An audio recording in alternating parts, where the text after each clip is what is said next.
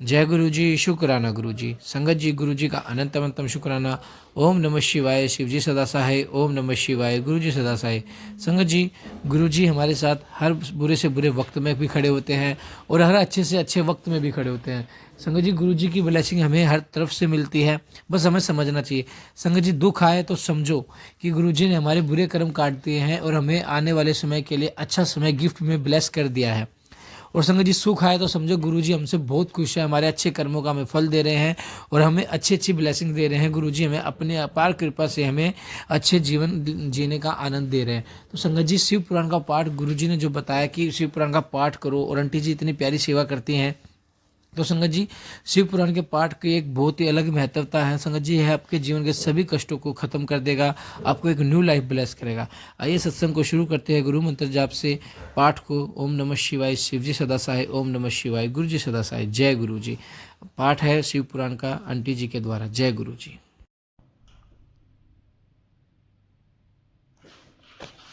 अथाष्टत्रिंशोऽध्याय 38वां अध्याय। श्री काल का शंख चूड़ के साथ श्री काली का शंख चूड़ के साथ महान युद्ध आकाशवाणी सुनकर काली का शिव के पास आकर युद्ध का वृत्तांत बताना। सनत कुमार वा स च गत्वा हि संग्रामं से नादं चकार देवश्च तेन नादेन मूर्छा मापुश्च दानवा अठास समशिवं चकार च पुनः पुनः तदा पपो च मद्विकं नर्थरन्मूर्धिनि उग्रदृष्टा चोक्रदण्डा कोटवी च पपो मधु अन्याश्च देवस्त्राजो नृत्युमधु सम्पुपः महान कोलाहलो जातो गण देव दलादले तथा अब्जूषु बहु गजन्त सर्वे सुरगणादय दृष्ट्वा कालीं शंखचूड़ शीघ्र माजो समय युहा दानवश्च भयं प्राप्ता राजा तेभ्यो भयं दद्वौ काली चिक्षेप वहिं च प्रलयग्निशिखोपमं राजा जगान तं शीघ्रं वैष्णववितलील्या नार्यस्त्रं स देवी चिक्षेप तदुपरियं वृद्धिं जगाम तच्छत्रं दृष्ट्वा वामं च दानवं तं दृष्ट्वा शंखचूड़स्य प्रलय अग्रिम शिखोपमं पपात दण्डवधमो प्रणाम पुनः पुनः निवृत्ति पाप्त शस्त्रं दृष्ट्वा नम्रं च दानवकं ब्रह्मास्त्रमत स देवी चिक्षेप मंत्रपूर्वकं तं दृष्ट्वा प्रज्वलन्तं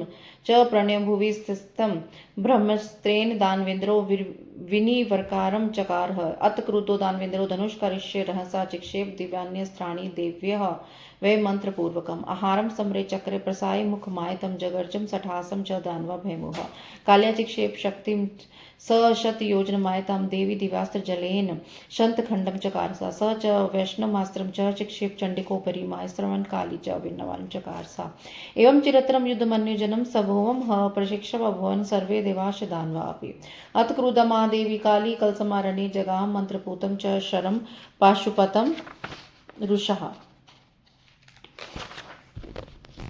क्षेपात्पूर्वं तन्निषेधुं वाग्बभूवशारिणी न क्षिप्रास्त्रमिदं देवी शङ्खचूडाय वेरुषा मृत्युपाशुपाता नस्त्रे मोगदपि च चण्डिके शङ्खचूडस्य वीरस्योपायमान्यं विचारयेत् कन्यभद्रकालिना चिक्षेप तदस्तकं शतलक्षं दानवं जगास लील्यशुधा अन्तुं जगां विगेन शङ्खचूडं भयङ्करी दिवस्त्रेण च रुद्रेण वार्यमास दानवा अथ क्रुद्धो दानवेन्द्र खडं चिक्षेप सत्वरं ग्रीष्मसूर्यपं तीक्ष्णधारमत्यन्तविकरम् सा कालित संलोक्यान्तं प्रजटितं वृषाः प्रसार्य मुखमारं चक्रे तस्य च पश्यन्तः दिव्यान्यस्त्राणि चर्याणि चिषेद दानवेश्वरा प्रप्तानि पूर्वचक्रे शतखण्डानि तानि च पुनरुत्तम महादेवी वेगतस्थं जगामः सर्वसिद्धेश्वर श्रीमानन्त अन्तर्ध्यानं चकार स वेगेन मुष्टिना काली तं दृष्ट्वा च दानवं भवञ्जं च रथं तस्य जगान किल रस्सारिथम् अथागत्य द्रुतं मायि चक्रं चिक्षेप वै गता भद्रकाले शङ्खचूडा प्रलयग्निशिखोपमं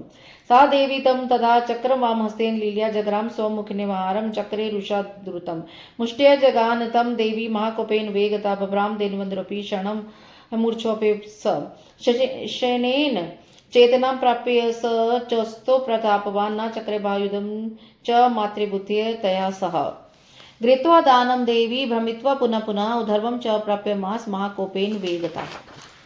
सनत कुमार बोले, हे व्यास, महादेव ने युद्ध स्थल में पहुंचते ही नाद किया। देवी के उस नाद से दानव मूर्छित हो गए। भगवती ने बार बार अशुभ अट्ठास किया। वे मद्यपान करने लगी और युद्ध भूमि में नृत्य करने लगी। इस प्रकार उग्र दृष्टा उग्र दंडा कोटवी आदि मधुपान करने लगी। अन्य देवी क्षेत्र में मधुपान नृत्य करने लगी।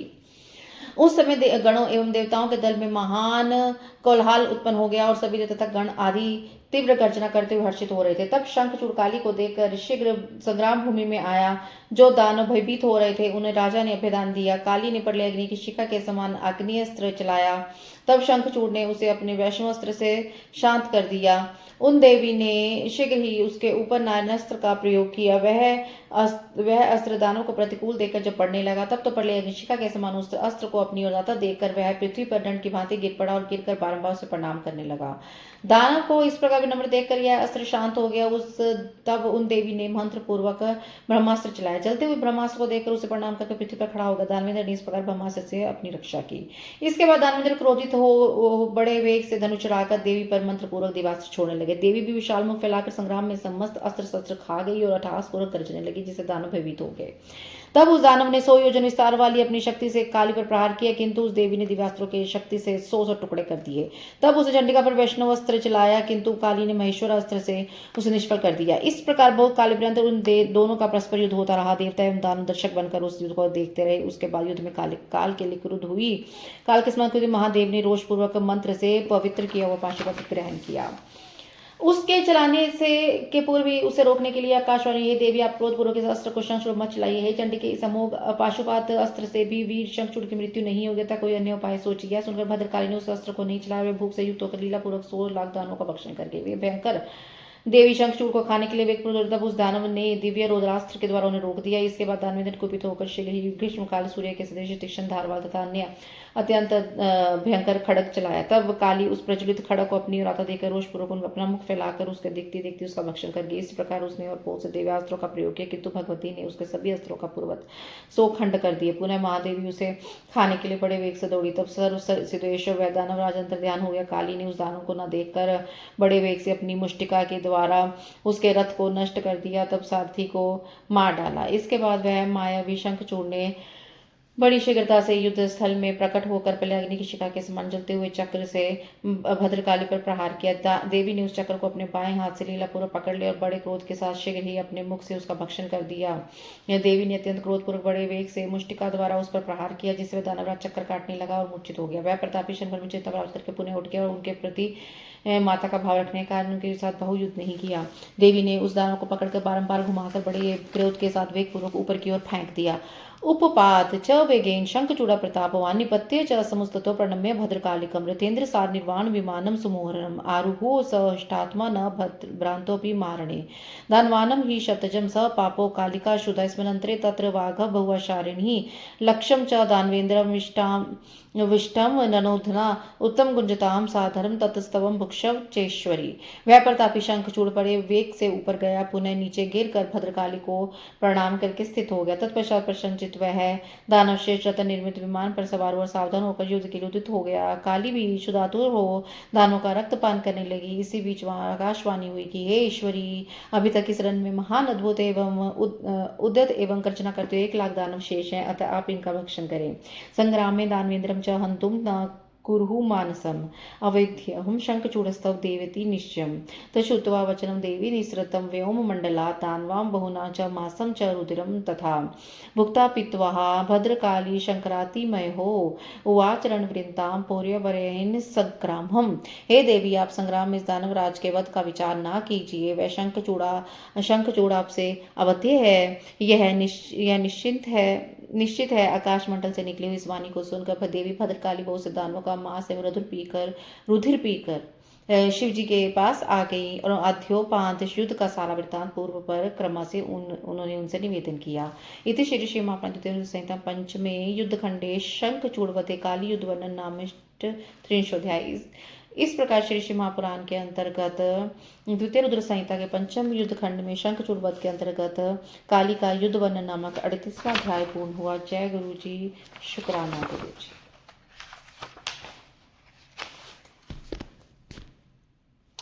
अथ कोनो चंतवारिशोध्याय 39वां अध्याय शिव और शंखचूड़ के महाभयंकर युद्ध में शंखचूड़ के सैनिकों के संहार का वर्णन। व्यासुवाच श्रुत्वा कालयुक्त मिशान हो किम चकार किमुक्तवान तत्वं वद महाप्राज्ञ परम कौतूहलम मम। सनत कुमार वाच कालयुक्तम वचनम श्रुत्वा शंकर परमेश्वर महालीलाकर शंभुजयासनाश्वयंचताम व्योमवाणीं समकर्ण्य तत्वज्ञान विशारदा ये स्वयं च समरे स्वगण स शंकर। व्यास जी बोले, महाप्राज्ञ भद्रकाली के वचन को सुनकर शिव जी ने क्या कहा और क्या किया उसे आप तत्वता कहिए, मुझे बड़ी सुनने की उत्सुकता है। सनत कुमार बोले, काली के द्वारा कहे गए वचन को सुनकर महालीला करने वाले कल्याणकारी परमेश्वर शंभु उन महाकाली को श्वस्त करते हुए हंसने लगे। तत्व ज्ञान विशारद शिव जी आकाशवाणी को सुनकर अपने गणों को साथ लेकर स्वयं युद्ध स्थल में गए। महावृक्ष भरमारूढ़ हो वीरभद्राधीस्युतः भैरवेश क्षेत्रपालस्य सवसमाने सम्मानवितः रणं प्राप्तो महर्षि वीररूपं विधाय च विराजादिकं तत्र रुद्रो मूर्त इवान्तकः शङ्खचूडः शिवं दृष्ट्वा विमानरुद्रसहा स ननाम्बरे भक्त्या शिरसा दण्डवद्भिः तं प्रणम्य तु योगिन विमानरूह स तूर्णं चकासनयं धनुजगशेषुकं शिवदानं युद्धं शतमदं शतशब्दवं बभूवः बाणवर्षमिमोग्रं तर्दर्शमूर्गस्तथा शङ्खचूडो महावीर शनाश्चेव दारुवान् चिषेद शङ्करस्थान्वे लील्या शर्वोत्तकरे तदङ्गेषु च शस्त्रो गणिताड्यमास कोपता महारुद्रविरूपाक्षः दृढदण्डाः सन्तां गतिः दानवनिशितं खड्गं चर्म चदाय वेगवान् वृषं जगान् शिरसि शिवस्य वरवाहनं ताडिते वाहिनीरस्तं शूरपर्शे प्रेण लील्या खड्गं चिषेताशयसु चर्म चापि मौज्ज्वलं शिनेषु चर्माणि तदा शक्तिं चिषेप सरोसुरा द्विधा चक्रे स्वबाणेन रस्तां समुगतम् कोपामध्यात् शङ्खचूडः चक्रं चिक्षेप दानवः मुष्टिपातेन तचाप्य चूर्ण तस्य सहा हरः गदं विद्या तरसा चिक्षेप हरं प्रतिः शंभुनं सापि सहसा भिन्नां भस्मत्वमागता ततः परशुमात्यः हस्तेन दानवेश्वरः धावति सं हरं वेगात् शङ्खचूडः क्रुधाकुलः समृत्य स्वबाणो घरपात्यतः शंकरा द्रुतं परशु हस्तं तम भूतरे लीलासूर्य। वीरभद्रादि गणों अपने समान भैरवों तथा क्षेत्रपालों को साथ लिए महावृक्ष पर आरूढ़ होकर महेश्वर वीर रूप धारण करके युद्ध भूमि में पहुंचे। उस समय विरुद्र मूर्तिमान काली प्रतीत हो रहे थे। शंखचूड़ ने शिव जी को देखकर विमान से उतरकर परम भक्ति पर भूमि में गिरकर सिर से दंडवत प्रणाम किया। उन्हें प्रणाम करके वियोग मार्ग से पुनः विमान पर चढ़ा और शीघ्र ही उसे कवच धारण करके धनुष बाण उठा लिया। उसके बाद शिव तथा दानवों का 100 वर्ष पर्यंत घनघोर युद्ध होता रहा, जिसमें निरंतर वर्षा करते हुए मेघ के समान वर्ष बाणों की वर्षा हो रही थी। महावीर शंखचूड़ शिव जी पर दारुण बाण छोड़ रहा था, किंतु शंकर जी अपने बाणों से उन्हें छिन्न भिन्न कर रहे थे। दुष्टों को दंड देने वाले सज्जनों के रक्षक विरूपाक्ष महारुद्र ने अत्यंत क्रोधपूर्वक अपने शस्त्र समूह से उनके अंगों पर प्रहार किया। उस दानव ने वेग युक्त अपनी तीक्ष्ण तलवार एवं ढाल लेकर शिवजी के श्रेष्ठ वाहन वृषभ के सिर पर प्रहार किया। वृषभ पर प्रहार किए जाने शंकर जी ने तीक्ष्ण धार वाले छुरे से लीलापूर्वक शीघ्र से उसके खड़ग एवं अति उज्ज्वल ढाल को काट दिया। तब ढाल के कट जाने पर उस दानव ने शक्ति चलाई, किंतु शिवजी ने अपने बाण के सामने आई हुई शक्ति के 2 टुकड़े कर दिए। तब क्रोध से व्याकुल दानव शंखचूड़ ने चक्र के प्रहार किया, किंतु शिवजी ने सहसा अपनी मुष्टि के प्रहार से उसे चूर्ण कर दिया। इसके बाद उसने शिवजी पर बड़े वेग से गदा से प्रहार किया, किंतु शिवजी ने उसे छिन्न भिन्न करके भस्म कर दिया। तब क्रोध से व्याकुल दानेश्वर शंखचूड़ हाथ में परशु लेकर वेग से शिवजी की ओर दौड़ा। शंकर ने बड़े शीघ्रता के साथ लीलापूर्वक अपने बाणसुओं में हाथ में परशु लिए उस असुर को आहत कर पृथ्वी पर गिरा दिया। ततः शनेन संप्राप्य संज्ञा मारुभा सदरथम धृत दिव्याधुषुरो भ्रभो व्याप्याखिलम नभ। तत्पश्चात थोड़ी देर में वह सचेत होकर रथ पर आरूढ़ होकर दिव्य आयुध एवं बाण धारण करके समस्त आकाश मंडल को व्याप्त करके शोभित होने लगा। यंतम तम निरीक्ष्य डमरू ध्वनि मदरात चकार ज्यारम चापी धनुषो दुसम हर पूर्यमास कुभ श्रीगणाः देन च प्रभु स्वयं जगर्ज गिरिस्त्रियः स्यन् सुरस्तदा त्याजिते महागर्वे महानवेश्वरः पूर्यमास सहसा खम गां वसुदिशतः महाकाल समुत्पे ताड़याद गाम तथा नभः कारभ्यम तिनिनादेन क्षिप्ता असुनपरा रवः अठासमा शिवम क्षेत्रपालशकरः भरवेपु महानादम स चकार महाहवे महाकोलोहलो जातो रन मध्ये भयंकरा वीर शब्दो बहुवा गण मध्य समानता संतरे सुधारनवा सर्वे तय शब्दे भरेदे खरा चुकोपाति चित्वा दान विद्रो महाबलाति चिष्टेति दुष्टात्मजा व्याज यदा हरदेव गणेशे तय शीघ्रमयुक्तं जय जयति च अथागत्य स दम्भस्य तन्य सुप्रतापवान् शक्ति चिक्षेप रुद्राय ज्वलमालहाभिषताम् वैकूटिः प्रभयन्ति क्षेत्रपालं सत्वरं निरस्तागत्य साजो वे मुखोत्पन्न महाकोल्यहला पुनः प्रवृत्ते युद्धम शिव दानव्यो महत चंकपे धरणी धोदश्य संगाब्दि जलस्यः दाम्भी मुक्तान शरान शंभुम शरास्त प्रेताश्च सहस्त्र शरे गणित्यश्चेदशतस्ततः ततः शंभु श्रीशूलेन सुकृदस्तान जगान तत्प्रहार स्मशु को प्रपात स मूर्छितः। तत्पश्चात थोड़ी ही देर में वह सचेत और रथ पर आरूढ़ होकर दिव्यायुध एवं बाण धारण करके समस्त आकाशमंडल को व्याप्त करके शोभित होने लगा। उसे अपनी राता देखकर शिवजी ने आदरपूर्वक डमरू बजाए धनुष की प्रत्यंचा की दुस्वाहा ध्वनि हुई की। प्रभु गिरीश ने श्रृंगनाथ के द्वारा सारी दिशाएं पूरित कर दिया। स्वयं असुरों को भयभीत करते हुए गर्जना करने लगे। नंदीश्वर ने हाथ के महागर्व को छुड़ा देने के महानाद से सहसा पृथ्वी आकाश और आठों दिशाओं को पूर्ण कर दिया। महाकाल ने बड़ी तेजी से दौड़कर अपने दोनों हाथों को पृथ्वी एवं आकाश पर पटक दिया, जिससे पहले के शक्ति रोहित हो गए। इसी प्रकार इस महायुद्ध में क्षेत्रपाल ने शुभ सूचक अट्ठास किया तथा भैरव ने भी नाद किया। युद्ध स्थल में महान कोलाहल होने लगा और गणों के मध्य में चारों सिंह गर्जना होने लगी। उन भयदायक एवं कर्कश शब्दों से सभी दानव व्याकुल हो उठे। महाबलवान दानवेंद्र उसे सुनकर अत्यंत क्रुद्ध हो उठा। तब शिवजी ने कहा, रे दुष्ट, खड़ा रह। उसी समय देवताओं गणों ने शीघ्र जय जयकार की।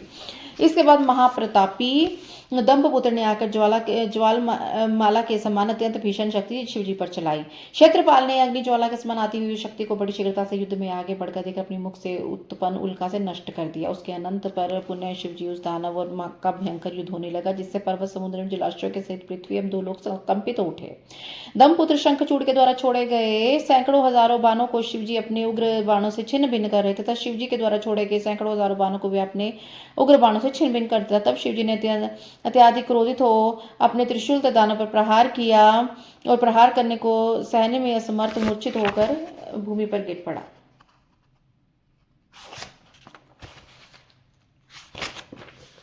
ततः शेन संप्राप संज्ञां स च तदा सुराज अजगान शरे रुद्रम तत्सवर्णात्मकारमुकः भवनामृतं कृत्वा छाद्यमा शंकरं चक्रियात्वेन सहसा शंखचूड़ा प्रतापवान् ततो दुर्गपति क्रुद्धो रुद्धो दुर्गति नाशनात् चक्राणि चिषेत् शरुतमुद्रितं ततो वेगेन सहसा गदामदाय दानवा अभ्यधा धावत वे हंतुम बहुसेनावृतो हरम।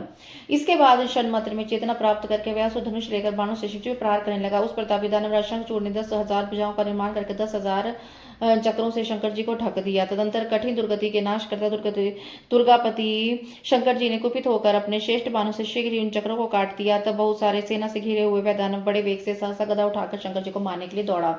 गदाम चेतस्य स्वपतता सोहिस्ना हरेशित धारेण सुक्रुदो दुष्ट गर्भापहार का छिन्नायम सब गदायम च चुकुपति दानवा शूलम जगरा तेजस्वी परेशम दुसज्वलत सुदर्शनम शूलहस्तमयंतम देन्वेश्वरम सवस्त्री शूलेन विव्याध हवति ते वैकतो हरा त्रिशूल भिन्न हृदयानि शिक्रांतः पुरुषा परातिष्ठ तिष्ठेति जो वा शंखचूडस्य वीर्यवान् निष्क्रामतो हितस्याशुपरस्य स्वनुवतता चिषेत् च शिरोभिमसिना सोपदद्वी ततः काली चक्रातोग्र दृष्टा शून्य शिरोधना असुरस्थान बहुन क्रोधात् प्रसार्य स्वमुखम तथा क्षेत्रपाल पालस्य खदान्यः बहु दैत्यः क्रुद्धकुलहा केशुन्य शुभावास्त्र छिन्ना भिनास्त परहे वीरभद्रोपरान वीरान बहुन क्रोधान नाश्यत नंदीश्वर जगान्यन बहु नाम मर्दकान एवं बहुगणा वीरस्तदा सनः कोपता वनाश्य बहुन दैत्य सुरान देव मर्दकान इततं बहुतरम तत्र तस्य सैन्यम नाश त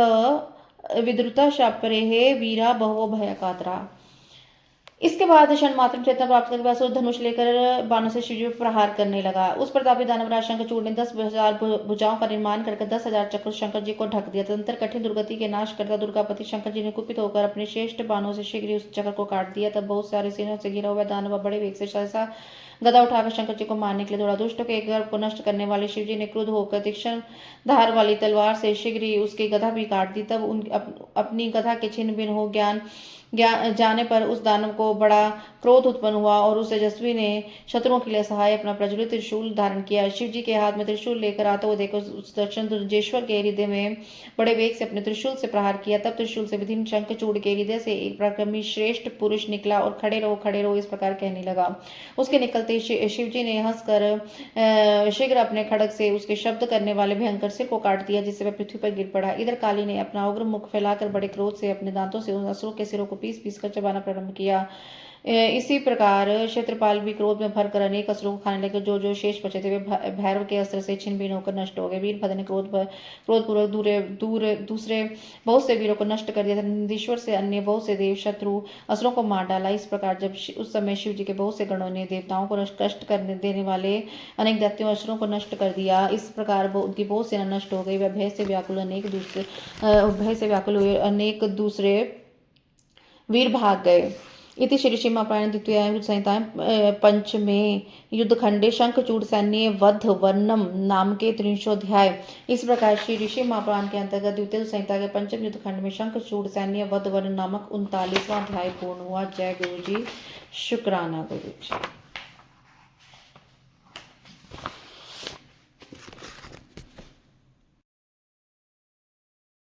जय गुरु जी, शुक्राना गुरु जी, अनंतम अनंतम शुक्राना गुरु जी। ओम गणपते नमः। ओम श्री साम शिवाय नमः। श्री शिव महापुराण रुद्र संहिता युद्धखंड अथ चत्वारिंशो अध्याय 40वां अध्याय। शिव और शंखचूड़ का युद्ध। आकाशवाणी द्वारा शंकर को युद्ध से विरत करना। विष्णु का ब्राह्मण रूप लेकर शंखचूड़ का कवच मांगना। कवचहीन शंखचूड़ का भगवान शिव द्वारा वध सर्वत्र हर्षोल्लास। सनत कुमार वाच स्वबलम निहितम दृष्ट्वा मुख्यम बहुतरम तथा वीरान प्राण समान चकोपातीव दानवा।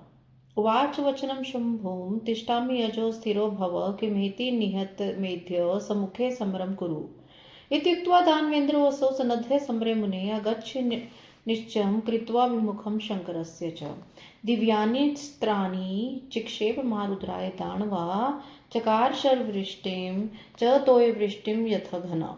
मायाश्कार विविधा अदृश्य भय दर्शिता अप्रत्यक्यः सुरगणे निखेरपि सत्मः। तां दृष्ट्वा शंकरस्त्र चिक्षेपास्त्रं च लील्या माहेश्वरमादिव्यं सर्वमाया विनाशनम्।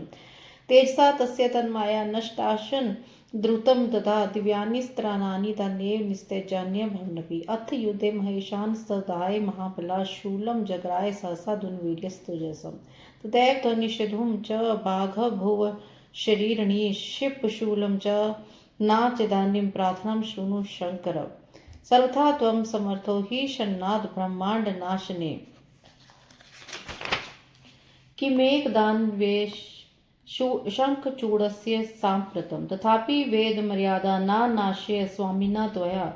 ता शृणुस्व महादेव सफलं कुरु सत्यतः। यावदस्य करेत्यग्र कवचं परं हरे यावतिस्तत्सत्यमतेव सत्य अपस्य योषित।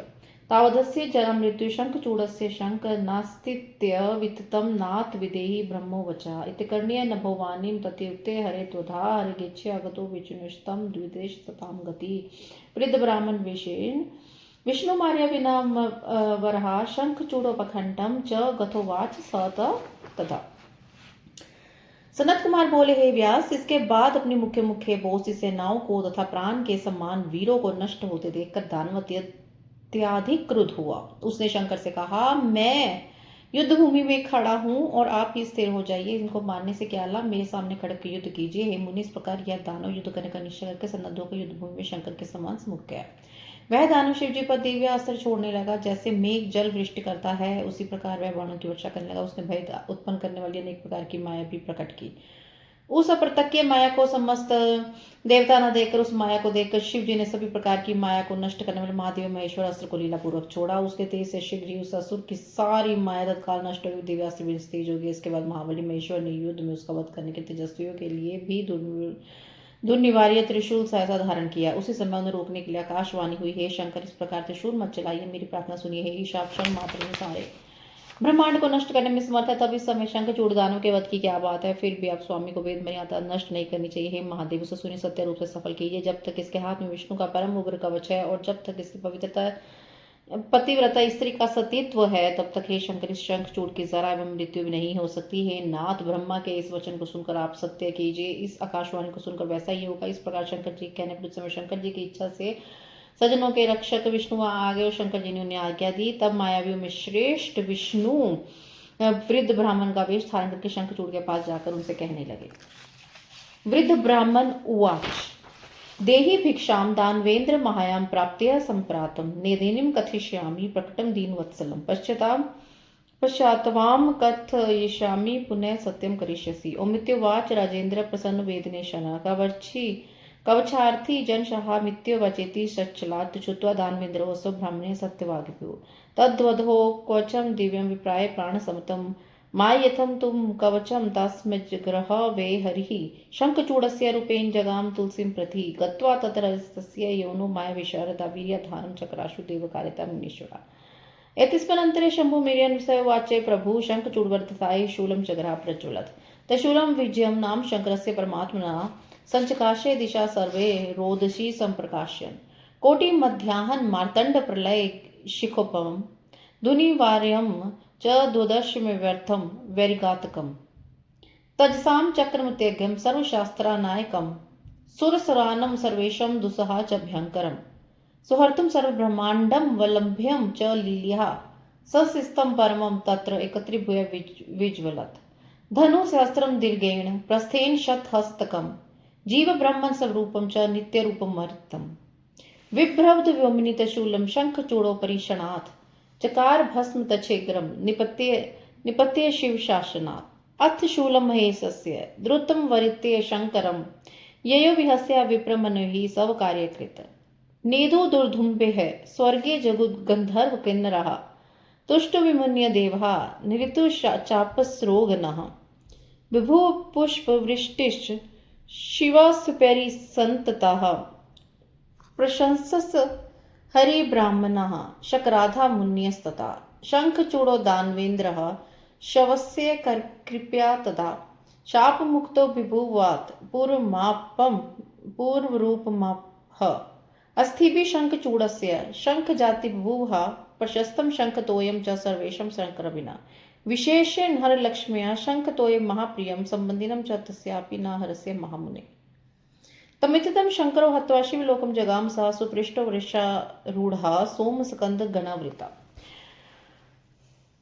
ब्रह्मांड को नष्ट माफ कीजिएगा संगत जी।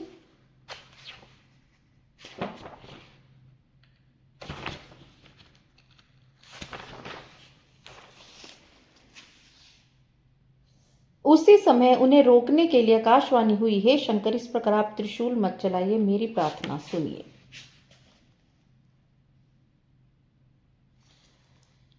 परमात्मा शिव जी का वह विजय नामक त्रिशूल सभी दिशाओं तथा भूमि को प्रकाशित करता हुआ करोड़ों मध्यकालीन सूर्यों तथा प्रलय अग्नि की अग्निशिखा के समान दूरदर्श अनिवार्य व्यर्थ न जानने वाला शत्रुओं को नष्ट करने वाला तेजों का समूह अत्यंत उग्र सभी शस्त्रास्त्रों का नायक सभी देवताओं तथा रक्षक के लिए दुस्सहा तथा महाभयंकर था। लीला पूर्वक सारे ब्रह्मांड को नष्ट करने के लिए तत्पर होकर जलता हुआ वह त्रिशूल एकत्र होकर वहां स्थित था। शिवजी का वह त्रिशूल 1000 धनुष लंबा 100 हाथ चौड़ा था। जीव एवं ब्रह्मा के स्वरूप नित्य रूप तक किसी के द्वारा निमित ना करते हुए भी उस त्रिशूल ने आकाश मंडल में चक्कर काटते हुए शीघ्र ही शिव जी की आज्ञा से शंखचूड़ के सिर पर गिरकर उसे क्षण मात्र में भस्म कर दिया है। विपरीत इसके बाद त्रिशूल पुनः अपना कार्य समाप्त कर मन के समान वेग से आकाश मार्ग से शिव जी के पास चला गया। उस समय स्वर्ग में दुदुम्बियां बजने लगी, गंधर्व तथा किन्नर गाने लगे, मुनि तथा देवता प्रसन्न हो गए और अप्सराएं नाचने लगे। शिव जी के ऊपर निरंतर फूलों की वर्षा होने लगी तथा विष्णु ब्रह्मा इंद्र आदि देवगण शिव जी की प्रशंसा करने लगे। इस प्रकार दानवेंद्र शंखचूड़ शिव जी की कृपा से शाप मुक्त हो गया और अपने पूर्व रूप को प्राप्त हो गया। शंखचूड़ की अस्थियों से एक प्रकार की शंख जाति प्रकट हुई। शंख का जल शंकर जी के अतिरिक्त अन्य सभी देवताओं के लिए प्रशस्त माना गया, विशेषकर विष्णु और लक्ष्मी के लिए तथा अनेक संबंधियों के लिए शंख का जल महाप्रिय है, किंतु हे महामुनि वह शंकर जी को प्रिय नहीं है। इस प्रकार शिव जी शंखचूड़ का वध कर अति प्रसन्न हो वृषभ पर आरूढ़ हो उमा स्कंद एवं अपने गणों के साथ शिवलोक को चले गए। हरिजघां वैकुण्ठं कृष्णस्वस्तो बभूव सुरा स्वविश्वं प्रापु परमानंद संयुता जगता स्वास्थ्यमतिवाप सर्वं निर्वग्नवापकं निर्मलं चाभव्योम क्षितिः सर्वा सुमंगला इति प्रोक्तमेषस्य चरितं परमाधुमं सर्वदुःखमनुश्रीः सर्वकारपूरकम् धन्यमिषस्य मायुष्यं सर्वविघ्ननिवारणं भुक्तिमुक्तिं चैव सर्वकामफलप्रदं या इदं शृणुयात् नित्यं चरितं शशिमौलिने श्रावेद्या पठेदापि पाठयेदा सुदीर्णेन धन्यधान्यं सुतं सौख्यं लभेतात्र न संशयः सर्वकामनावाप्नोति शिवभक्तिं विशेषतः इदमाख्यामतुलं सर्वोपद्रवनाशनं परमज्ञानजननं शिवभक्तिविवर्धनं ब्राह्मणो ब्रह्मवर्चस्वी क्षत्रिय विजय भवेत धनाढ्यो वैश्य शूद्र श्रवण सत्यमिया। विष्णु वैकुंठ को चले गए, श्री कृष्ण भी स्वस्थ हुए और देवता अपना अपना अधिकार पा गए और परम अनंत से युक्त हो गए। सारा संसार अत्यंत शांत हो गया, संपूर्ण जल विघ्न रहित हो गया, आकाश स्वच्छ हो गया, संपूर्ण पृथ्वी मंगलमयी हो गई।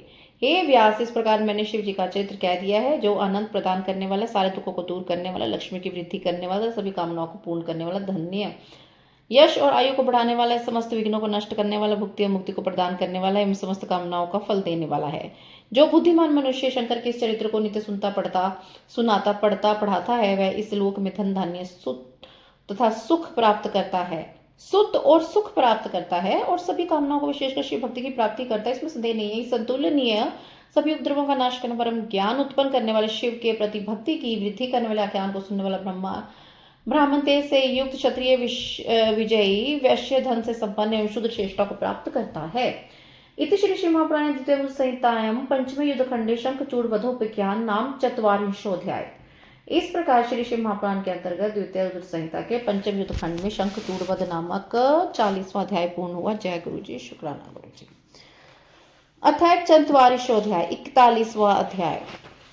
शंखचूड़ का रूप धारण करके भगवान विष्णु द्वारा तुलसी के शील का हरण, तुलसी द्वारा विष्णु को पाषाण होने का शाप देना, शंकर जी द्वारा तुलसी को सांत्वना, शंख तुलसी गंडकी एवं शालग्राम की उत्पत्ति तथा महात्म्य की कथा।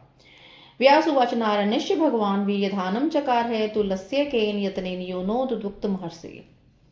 व्यास जी बोले, हे मुने, भगवान नारायण ने किस उपाय से तुलसी के साथ रमन किया, उसे आप मुझसे कहिए। सनत कुमार जी बोलते हैं, नारायणो हि देवानां कार्यकर्ता सतां गति शंखचूडस्य रूपे रम्य तद्रमाः सः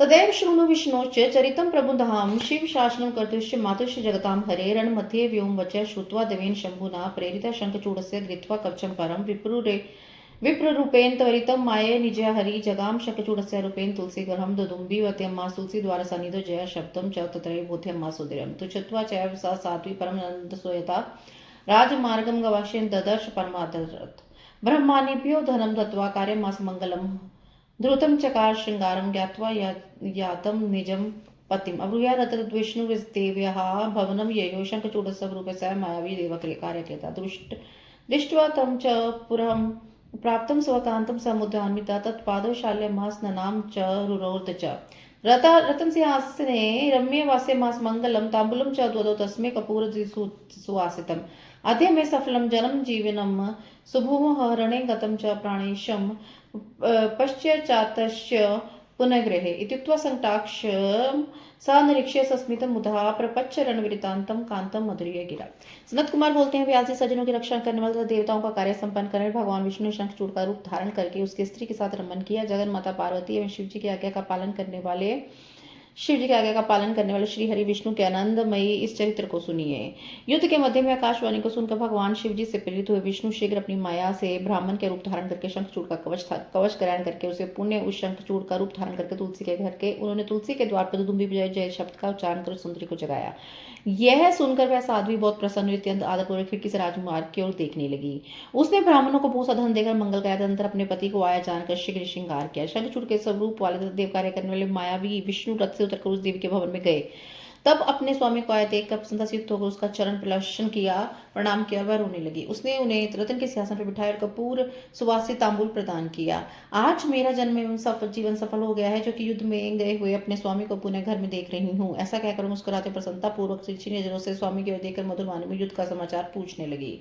तुलसी बोली, असंख्य विश्व संहर्ता सदेव प्रभा प्रभु यस्य याज्ञावर्तिनो देवा विष्णु ब्रह्मत्य सदा त्रिदेव जनका सुहत्र त्रिगुणात्मा च निर्गुण भक्तेच्छ च सगुणो हरि ब्रह्म प्रवर्तका। हे प्रभु, असंख्य विश्व का संहार करने वाले वे देवादिदेव शंकर ही हैं, जिनकी आज्ञा का पालन ब्रह्मा विष्णु सभी देवता करते हैं। वे तीनों देवताओं को उत्पन्न करने वाले त्रिगुणात्मक होते हुए भी निर्गुण तथा भक्तों की इच्छा से सगुण रूप धारण करने वाले ब्रह्मा एवं विष्णु के प्रेरक हैं। कुबेरस्य प्रार्थनाय गुण रूप धरोहरा कैलाशवासी गणपा पर ब्रह्मा सताम गति ही यस्येक पल मंत्रेन कोटि ब्रह्मांड संक्षेय विष्णु ब्रह्माद्योतीता बहवा क्षण मात्रता कर्तुम सार्धम च तनैव समरम त्वम गते प्रभो कथम बभूव संग्रामस्तेन देव साहिना कुशली त्वमिहास्ततम जित्वा परमेश्वरम कथम बभूव विजयस्तव ब्रूहि तदेव मैं श्रुतवेथम तुलसी वाक्यम स विहस्य रमापति शंखचूड़ रूप मुवाचामृत वचा। कैलाशवासी गणों के स्वामी पर ब्रह्मा और सज्जनों के रक्षक शिवजी ने कुबेर की प्रार्थना से सगुण रूप धारण किया था, जिनके एक पल मात्र में करोड़ों ब्राह्मणों का क्षय हो जाता है तथा जिनके एक क्षण भर में विष्णु एवं ब्रह्मा व्यतीत हो जाते हैं। हे प्रभु, उन्हीं के साथ आप युद्ध करने गए थे। आपने यह देव सहायक सदाशिव के साथ किस प्रकार संग्राम किया। आप उन परमेश्वर को जिसके सकुशल लौट आए हैं। प्रभु, आपकी विजय किस प्रकार है मुझे बताइए। तुलसी के इस प्रकार के वचन को सुनकर शंख चूड़कर रूप धारण किया और रमापति हंसकर अमृत में वचन कहने लगे। श्री भगवान उवाच। श्री भगवान बोले, यदाहम रणभूमो च जगाम समरप्रिय कोल्हालो महान जाता प्रवृत्तो भूमहरणः देवदानवो युद्धम संभूव जयशिनो दैत्य परजास्त्र निज बल गर्भितः तदाहम समरम तथाकर्ष्यम देव बलोत्कटे प्रजातिष्यत देवा शंकरम शरणम ययुः रुद्रापि तसाहार्थे जगाम रणम प्रति तेनाम वे चिरम काल में उत्सम बल दर्पिता आव्यो समरः कांते पूर्णदम बभूव नाश बभूव सर्वेषां सुरान् च कामिनी प्रीतिम च कार्यमास ब्रह्मा च स्वायमाहयो देवानाम अधिकारस्य प्रदत्ता ब्रह्म शासनात् मया गतं स्वभवनं शिवलोकं शिवोगतः सर्वस्वास्थ्यमतिवाप दूरभूतोः उपद्रवा। सनत कुमारवती उक्त्वा जगतां नाथा शयनं च चकारः रेमे रमापतिस्त्र रम्याय स यतदा सा साध्वी सुख संभाव्य कर्षस्य वतिक्रमात् सर्व वितर्कमास्य कस्तव मृत्युवाच। श्री भगवान बोलते हैं, जब युद्ध प्रिय मैं समर भूमि में गया उस समय महान कोलाहल होने लगा, महान भयंकर युद्ध प्रारंभ हो गया। विजय की कामना करने वाले देवता तथा दानव दोनों का युद्ध होने लगा। उनमें बल से दर्पित देवताओं ने दैत्यों को पराजित कर दिया। उसके बाद मैंने बलवान देवताओं के साथ युद्ध किया और वे देवता पराजित होकर शंकर की शरण में पहुंचे। रुद्र भी उनकी सहायता के लिए युद्ध भूमि में आए। तब भी मैंने बल के घमंड से उसका बहुत काल तक युद्ध किया। हे प्रिय, इस प्रकार हम दोनों का युद्ध वर्ष पर्यंत होता रहा, जिसमें हे कामिनी सभी असुरों का विनाश हो गया। तब स्वयं ब्रह्मा जी ने हम दोनों में प्रीति करा दी और मैंने उनके कहने पर देवताओं का सारा अधिकार उन्हें सौंप दिया। इसके बाद मैं अपने घर लौटा और शिव जी शिवलोक चले गए। इस प्रकार सारा उपद्रव शांत हो गया, सब लोग सुखी हो गए। सनत कुमार बोलते हैं, ऐसा कहकर जगतपति रमानाथ ने शयन किया और रमा से रमापति के सम्मान प्रसन्नता के स्त्री के साथ रमण किया। उस साध्वी ने रतिकाल में सुख भाव और आकर्षण में भेद देखकर सारी बातें जान ली और उसने कहा, तुम कौन हो। तुलसी वॉच को वा त्वं वद मम शुभुक्ताय मया त्वया दुर्कृतं मत्सति त्वहमथ त्वां में शापाम्यहम्। तुलसी बोली, तुम मुझे शीघ्र बताओ कि तुम कौन हो। तुमने मेरे साथ कपट किया है, मेरे सतीत्व को नष्ट किया है, अतः मैं तुमको शाप देती हूँ। सनत कुमार हुआ। तुलसी वचनम श्रुत्वा हरि शाप भेन च ददार लीलिहा ब्रह्मास्व मूर्तिम सुमोहनरम तद दृष्ट्वा तुलसी रूपम ज्ञात्वा विष्णु तु चिह्नतः पतिव्रत्य परित्यागात् क्रुधा सा तमुवाचः। सनत कुमार बोलते हैं, व्यास जी, तुलसी का वचन सुनकर विष्णु ने शाप के भय से लीलापूर्वक अपनी अत्यंत मनोहर मूर्ति धारण कर ली। उस रूप को देखकर चिन्ह से उन्हें विष्णु जानकर तथा उनके पातिव्रत भंग होने के कारण कुपित होकर वह तुलसी उनसे कहने लगी। तुलसी उवाच। तुलसी बोलती है, हे विष्णु ते दया नास्ति पाषाण सदृशम मनः पतिधर्मस्य भंगेन मम स्वामी हते खलु पाषाण सदृश्य सत्वम च दयाहीनो यथा खलः तस्मात् पाषाण रूप तत्वम अछापेन भवधुनः ये वदन्ति दया सिंधुम त्वां भ्रांतास्ते न संशयः भक्तो विना पराधेन परार्थेम च कथम हत। तुलसी बोली, हे विष्णु, आप में थोड़ी सी भी दया नहीं है। आपका मन पाषाण के समान है। मेरे पतिव्रत को भंग करके आपने मेरे स्वामी का वध कर दिया। आप पाषाण के समान अत्यंत निर्दयी एवं खल हैं, अतः मेरे शाप से आप इस समय पाषाण हो जाइए। जो लोग आपको दया का सागर कहते हैं वे भ्रम में पड़े, इसमें संदेह नहीं। आपके बिना अपराध के दूसरे के निमित्त अपने ही भक्त का वध क्यों करवाया। सनत कुमार उवाच इत्युक्त्वा तुलसी सा वै शङ्खचूडप्रिया सती भृशमरुरोध शोकर्ता विल्लाप वृषं मुहुः तथास्तां रुदितीं दृष्ट्वा स विष्णु परमेश्वरा सस्मान् शङ्करं देवं येन समोहितं जगत् ततः प्रादुर्भूयात् शङ्करो भक्तवत्सलः हरिणा प्रणताश्च सुनुतोऽभिनयेन स शोककुलं हरिदृष्ट्वा विलपन्ति च तत्प्रियां नयेन बोधयामास्तं तां कृपान् वत्सलाम्। शंकर उवाच मा रोधिस्तु तुलसी त्वं हि भुङ्क्ते कर्मफलं जनः सुखदुःखदो न कोऽप्यस्ति संसारे कर्मसागरे प्रतुस्थं शृणु निर्दुःखं शृणुतु सुमना हरि दोह्यो सुखकरम यताद्ब्रिमि सुखत्वे। सनत कुमार बोले, हे व्यास जी, ऐसा कहकर शंखचूड़ की प्रिय पत्नी तुलसी शोक से विकल होकर रोने लगी और बार बार विलाप करने लगी। तब उसे रोती देखकर परमेश्वर विष्णु ने शिव का स्मरण किया जिससे संसार मोहित है। तब भक्त वत्सल शंकर वहां प्रकट हो गए। श्री विष्णु ने उन्हें प्रणाम किया और बड़े विनय के साथ उनकी स्तुति की। विष्णु को शोकाकुल तथा शंखचूड़ की पत्नी को विलाप करते हुए देखकर शंकर ने नीति से विष्णु को तथा उस दुखिया को समझाया। शिव जी बोले, हे तुलसी मत रो, व्यक्ति को अपने कर्म का फल भोगना पड़ता है। इस कर्म सागर संसार में कोई भी किसी को सुख या दुख देने वाला नहीं है। अब तुम उपस्थित इस दुख को दूर करने का उपाय सुनो एवं विष्णु भी इसे सुने। जो तुम लोगों के लिए सुखकर है मैं उसे तुम्हें सुख के लिए बताता हूँ। तपस्या कृतं भद्रे तस्यैव तपस्य फलं तदन्था कथं स्यादहे जातं त्वयि तथा च सत् इदं शरीरं त्यक्त्वा च दिव्यदेव विदाय च रमस्व हरिणा नित्यं रम्या सदृशी भव त्वयं तनुसृष्टा नदी रूपा भवेदीय भारते पन्नरूपः सा गंडकीति च विश्रुता कियत काल महादेवी देव पूजन साधने प्रधान रूपा तुलसी भविष्यति वरेण्ये स्वर्गे मृत्युः च पताले तिष्ठं त्वं हरि सन्निधो भव तुम तुलसी वृक्षो वरा पुष्पेषु सुंदरी वृक्षाधिष्ठे देवी त्वं वैकुंठे दिव्य रूपिणी सधर्म रहिसी हरिणा नित्यं क्रीडां करिष्यसि नद्यधिष्ठात्री देवी या भारते बहुन पुण्यदा लवणोदस्य पत्नी सा हर्ष्यस्य भविष्यति हरिवे शैलरूपी च गंडकी तीर सन्निधो संकारिष्यत्यधिष्ठानं भारते तव शापता तत्र कोटिश्च कीटाश्च तीक्ष्ण दृष्टा भयंकरात् चित्वा कुहरे चक्रं करिष्यन्ति तिदिकम् शालग्रामशिला साहि तोधे दादाति पुण्यता लक्ष्मी नारायणाख्य चक्र भेदाश्रुति शालग्रामशिला विष्णुस्तुला स्याव संगमः सदा सदृश्य रूपा या बहुपुण्य विवर्धिनी तुलसी पत्र विच्छेदम शालग्रामे करोति य तस्य जन्मांतरे भद्रे स्वविच्छतो भविष्यति तुलसी पत्र विच्छेदम शंकम हित्वा करोति च भार्यहीनो भवतिस्यपि रोगी स्यस्त जन्म भव। हे भद्रे, तुमने पूर्व काल में तपस्या की थी, उसी तपस्या का फल प्राप्त हुआ है। तुम्हें विष्णु प्राप्त हुए हैं, वह अन्यथा कैसे हो सकता है। अब तुम्हें शरीर को त्याग कर दिव्य शरीर में धारण करके महालक्ष्मी के समान हो जाओ और विष्णु के साथ नित्य रमन करो। तुम्हारी यह छोड़ी हुई काया एक नदी के रूप में परिवर्तित होगी। वह भारत में पुण्य स्वरूपिणी गंड के नाम से विख्यात होगी। महादेवी, तुम मेरे वरदान से बहुत समय देव पूजन के साधन के लिए प्रधान भूत तुलसी वृक्ष रूप में उत्पन्न होगी। तुम स्वर्ग मर्त्य एवं पाताल तीनों लोकों में विष्णु के साथ निवास करो। हे सुंदरी, तुम पुष्प वृक्षों के उत्तम तुलसी वृक्ष बन जाओ। तुम सभी वृक्षों के अधिष्ठात्री दिव्य रूप धारिणी देवी के रूप में वैकुंठ में विष्णु के साथ एकांत में नित्य क्रीड़ा करोगी और भारत में तुम गंडकी के रूप में रहोगी। वहां भी नदियों के अधिष्ठी देवी होकर सभी को अत्यंत पुण्य प्रदान करोगी। विष्णु के अंशभूता लवन समुद्र की पत्नी बनोगी। भारत में उसी गंडकी के किनारे वे विष्णु भी तुम्हारे शाप से पाषाण रूप में स्थित होंगे। वहां पर तीखे दांत वाले तथा भयंकर करोड़ों कीड़े उन शिलाओं को काट कर उसके छिद्र में विष्णु के चक्र का निर्माण करेंगे। उन कीटों के द्वारा छिद्र की गई शालग्राम शिला अत्यंत पुण्य प्रदान करेगी। चक्रों के भेद से उन शिलाओं के लक्ष्मी नारायण आदि नाम होंगे। शिलाग्राम से जो लोग उस तुलसी का संयोग कराएंगे उन्हें अत्यंत पुण्य प्राप्त होगा। हे भद्रे, जो शालग्राम शिला तुलसी पत्र को अलग करेगा, दूसरे जन्म में उसका स्त्री से वियोग होगा। जो शंख से तुलसी पत्र का विच्छेद करेगा वह 7 जन्म पर्यंत भार्यहीन रहेगा, रोगी रहेगा। शालग्रामस्य तुलसीम शंखम च कत्र एव हि यो रक्षति महाज्ञानी स भविष्य हरिप्रिय त्वं प्रिया शंखचूडस्य चैकं मंत्रवधि शंखेन साधर्वम त्वदेध केवलम दुःखस्तव।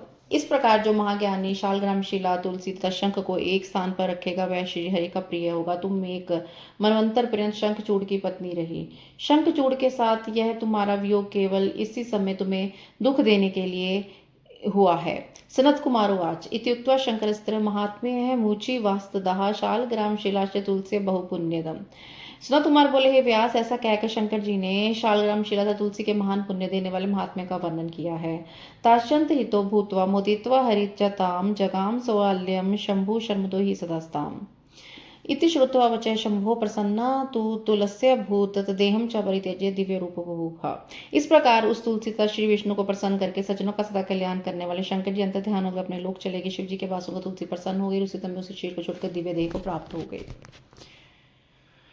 प्रजगाम तया सार्धम वैकुंठम कमलापति सदत्य जाता च बभूव